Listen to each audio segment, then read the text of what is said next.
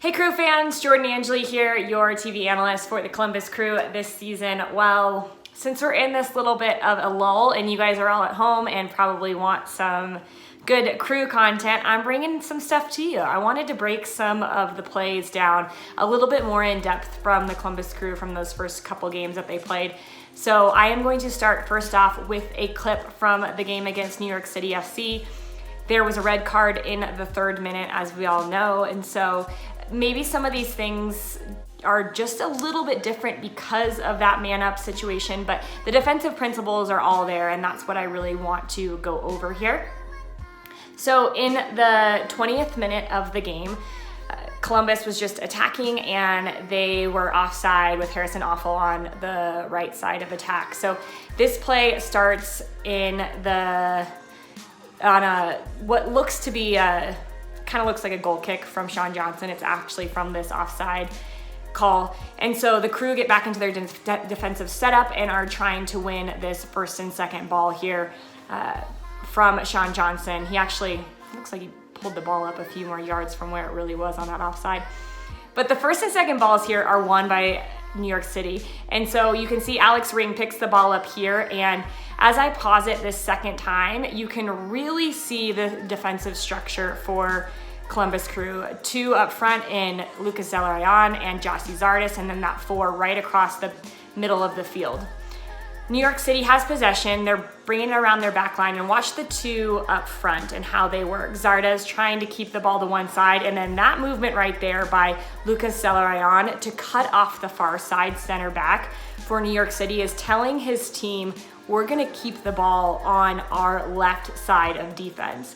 That's a really good indication and a really good move by Zelarayan because it makes it super predictable for everybody behind him. So now everybody defensively for Columbus can say, we're going to lock them in to our left side of defense, their right side of attack.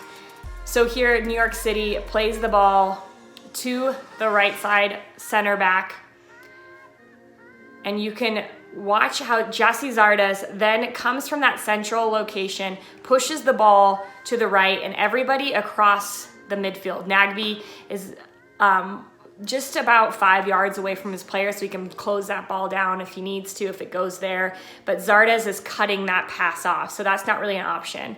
Mokhtar is cutting the line off, so if any ball goes there, you can either intercept it or go and double team. And then Artur in the center is cutting off Maxi Morales right behind him.